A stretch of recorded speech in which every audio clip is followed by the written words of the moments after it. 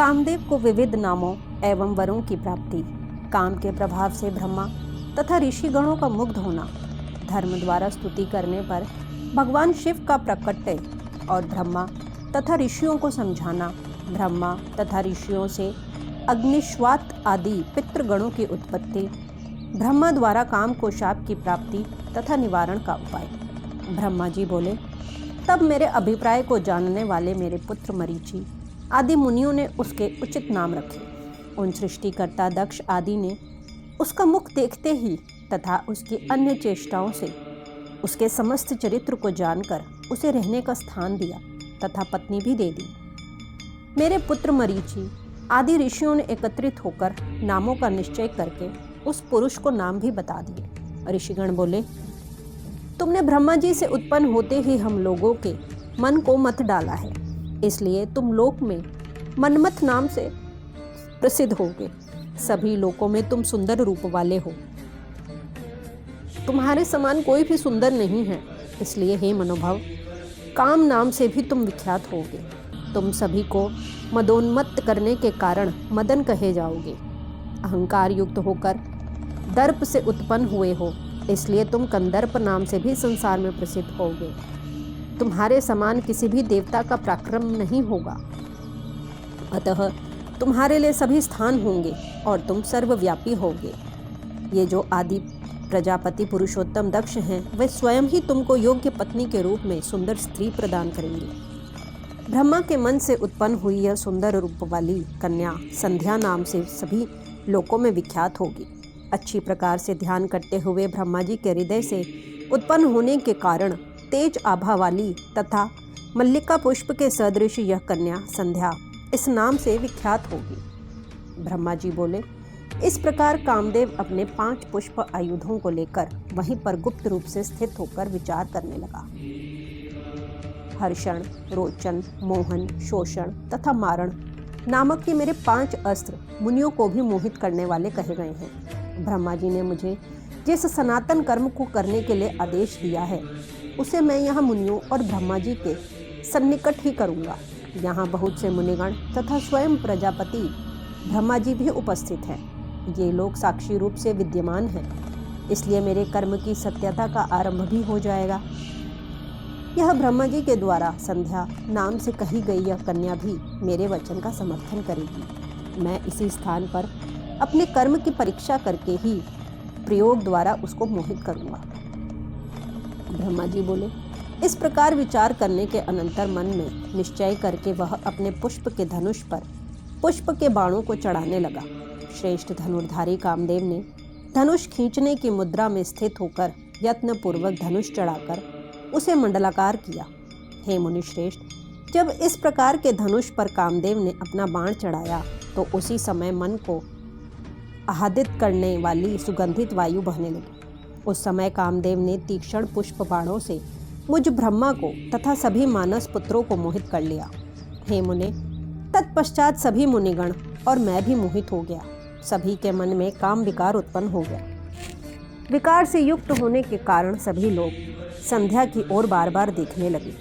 सभी के मन में काम का उद्रेक हो गया, क्योंकि स्त्री काम को बढ़ाने वाली होती है। उस कामदेव ने सभी को बार बार मोहित करके जिस किसी भी तरह से वे काम विकार हो प्राप्त हो, वैसा उन सबको कर दिया। उस स्त्री को देखकर जब मैं ब्रह्मा उन्मुक्त इंद्रियों वाला हो गया, उस समय मेरे शरीर से 49 भाव उत्पन्न हो गए। काम बाण के प्रहार से उन सभी के द्वारा देखी जाती हुई वह संध्या भी अपने कटाक्षों के आवरण से अनेक प्रकार के भाव प्रकट करने लगी। स्वभाव से सुंदरी व संध्या मन से उत्पन्न उन भावों को प्रकट करती हुई छोटी छोटी लहरों से युक्त गंगा की तरह शोभित होने लगी। हे मुने, इस प्रकार वे भावों से युक्त संध्या को देखकर काम से परिपूर्ण शरीर वाला मैं ब्रह्मा उसकी अभिलाषा करने लगा। हे द्विज श्रेष्ठ, तब मरीचि, अत्रि आदि सभी मुनि तथा दक्ष प्रजापति आदि विकृत इंद्रियों वाले हो गए। दक्ष, मरीचि आदि ऋषियों तथा मुझे और संध्या को भी काम विकार से युक्त देखकर कामदेव को अपने कार्य पर विश्वास हो गया। अब कामदेव के मन में यह विश्वास हो गया कि ब्रह्मा ने मुझे जिस कार्य के लिए आदेश दिया है, मैं वह कार्य करने में पूर्ण रूप से सक्षम हूँ। ब्रह्मा जी के पुत्र धर्म ने अपने पिता तथा भाइयों की ऐसी दशा देखकर धर्म की रक्षा करने वाले भगवान सदाशिव का स्मरण किया। धर्म ने धर्मपालक शिव जी का मन से स्मरण कर दीन भावना से युक्त होकर अनेक प्रकार के वाक्यों से उनकी इस प्रकार स्तुति की। हे देवाधिदेव, हे महादेव, हे धर्मपाल, आपको नमस्कार है। हे शंभु, सृष्टि पालन तथा विनाश करने वाले आप ही हैं। हे प्रभु, आपने निर्गुण होकर भी रज, सत्य तथा तमोगुण से सृष्टि के लिए ब्रह्मा, पालन के लिए विष्णु तथा प्रलय के लिए रुद्र स्वरूप धारण किया है।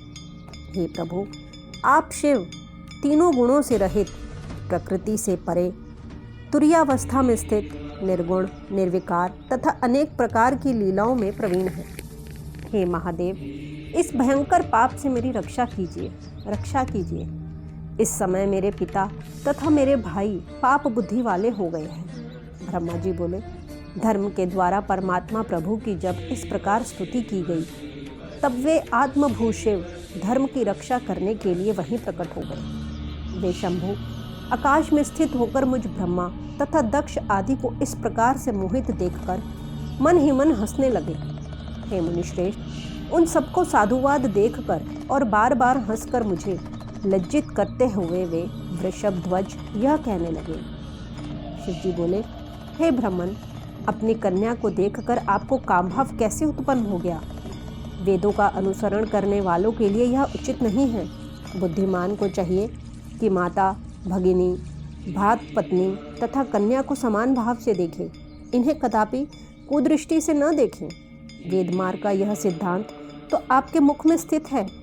हे विधे, आपने काम के उत्पन्न होते ही उसे कैसे विस्मृत कर दिया? हे चतुरानन, आपके मन में धैर्य जागरूक रहना चाहिए। आश्चर्य है कि आपने इस काम के वशीभूत हो कन्या से रमण करने के लिए इस प्रकार अपने धैर्य को नष्ट कर दिया। एकांत योगी तथा सर्वदा सूर्य का दर्शन करने वाले दक्ष, मरीचि आदि भी स्त्री में आसक्त चित्त वाले हो गए। देश काल का ज्ञान न रखने वाले मंदात्मा तथा अल्प बुद्धि वाले कामदेव ने भी अपनी प्रबलता से काम बाणों द्वारा आप लोगों को विकारयुक्त कैसे बना दिया? उस पुरुष को तथा उसके वेद, शास्त्र आदि के ज्ञान को धिक्कार है, जिसके मन को स्त्री हर लेती है और धैर्य से विचलित करके मन को लोलुपता में डुबा देती है। ब्रह्मा जी बोले, इस प्रकार सदाशिव के वचन को सुनकर मैं दुगुनी लज्जा में पड़ गया। उस समय मेरा शरीर पसीने से पानी पानी हो उठा। हे मुने, तत्पश्चात काम रूपिणी संध्या को ग्रहण करने की इच्छा करते हुए भी मैंने शिवजी के भय से इंद्रियों को वश में करके काम विकार को दूर कर दिया। हे द्विज श्रेष्ठ, उस समय मेरे शरीर से लज्जा के कारण जो पसीना गिरा, उसी से अग्निश्वात तथा बृहर्ष्यद नामक पितृगणों की उत्पत्ति हुई। अंजन के समान कृष्ण वर्ण वाले और विकसित कमल के समान नेत्र वाले वे पितर महायोगी, पुण्यशील तथा संसार से विमुख रहने वाले हैं। हे मुने, 64,000 अग्निश्वात पितर और 86,000 बहिष्यद पितर कहे गए हैं। उसी समय दक्ष के शरीर से भी स्वेद निकलकर पृथ्वी पर गिरा। उससे समस्त गुण संपन्न परम मनोहर एक स्त्री की उत्पत्ति हुई। उसका शरीर सूक्ष्म था, कटि प्रदेश सम था, शरीर की रोमावली अत्यंत सूक्ष्म थी। उसके रंग कोमल तथा दांत परम सुंदर थे और वह तपे हुए सोने के समान कांति से देदीप्यमान हो रही थी। वह अपने शरीर के समस्त अवयवों से बड़ी मनोहर प्रतीत हो रही थी तथा उसका मुख कमल पूर्ण चंद्रमा के समान था। उसका नाम रति था, जो मुनियों के भी मन को मोहित करने वाली थी। क्रतु, वशिष्ठ, पुलस्त्य तथा अंगिरा को छोड़कर मरीचि आदि 6 ऋषियों ने अपनी इंद्रियों का निग्रह कर लिया। हे मुनिश्रेष्ठ, इन क्रतु आदि 4 ऋषियों का वीर्य पृथ्वी पर गिरा। उन्हीं से दूसरे पितृगणों की उत्पत्ति हुई। इन पितरों में सोमपा, आज्यपा, सुकालीन तथा हविष्मान मुख्य हैं। ये सभी पुत्र कव्य को धारण करने वाले कहे गए हैं। क्रतु के पुत्र सोमपा नामक पितर, वशिष्ठ के पुत्र सुकालीन नामक पितर, पुलस्त्य के पुत्र आज्यपा तथा अंगिरा के पुत्र हविष्मान नामक पितर के रूप में उत्पन्न हुए। हे विपेंद्र, इस प्रकार अग्निश्वात आदि पितरों के उत्पन्न हो जाने पर पितरों के मध्य वे सभी कव्य को वहन करने वाले कव्यवाट हुए। इस प्रकार संध्या पितरों को उत्पन्न करने वाली बनकर उनके उद्देश्य सिद्धि में लगी रहती थी। यह शिव के द्वारा देख लिए जाने के कारण दोषों से रहित तथा धर्म कर्म में परायण रहती थी। इसी बीच सदाशिव समस्त महर्षियों पर अनुग्रह करके तथा विधि पूर्वक धर्म की रक्षा कर शीघ्र ही अंतर्धान हो गए। उसके बाद शंभु सदाशिव के वाक्यों से मैं पितामह लज्जित हुआ। मैंने अपनी भ्रुकुटी चढ़ा ली और कामदेव पर बड़ा क्रुद्ध हुआ। हे मुने, मेरे मुख को देखकर और मेरा अभिप्राय समझकर रुद्र से भयभीत उस कामदेव ने अपने बाणों को लौटा लिया। हे मुने, तब मैं पद्मयोनि ब्रह्मा कोपयुक्त होकर इस प्रकार जलने लगा, जिस प्रकार भस्म करने की इच्छा वाली अति बलवान अग्नि प्रज्वलित हो उठती है। मैंने क्रोध में भरकर उसे यह शाप दे दिया।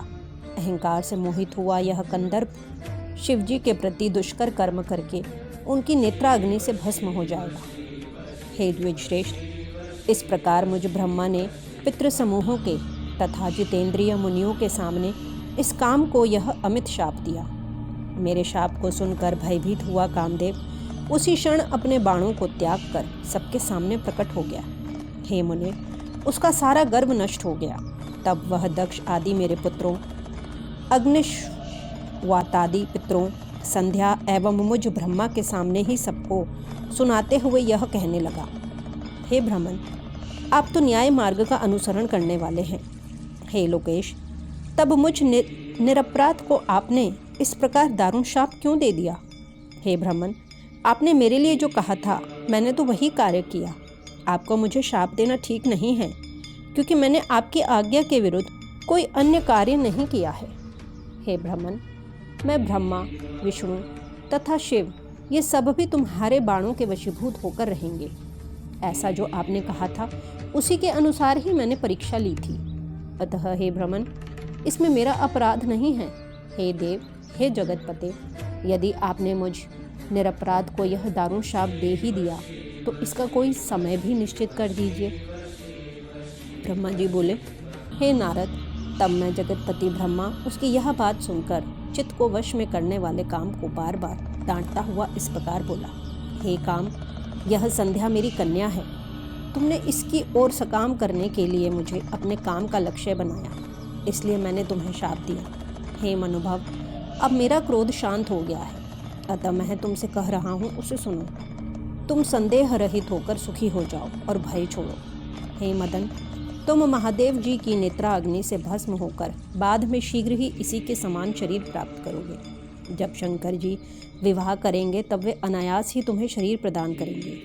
हे नारद, काम से इस प्रकार कहकर मैं लोक पितामह उन मानस पुत्र मुनिवरों को देखते देखते ही अंतर्धान हो गया। इस प्रकार मेरे वचन को सुनकर कामदेव तथा मेरे वे सभी मानस पुत्र प्रसन्न हो गए और शीघ्रता से अपने अपने घरों को चले गए। इस प्रकार श्री शिव महापुराण के अंतर्गत द्वितीय रुद्र संहिता के द्वितीय सतीखंड में काम शापानुग्रह वर्णन नामक तीसरा अध्याय पूर्ण हुआ।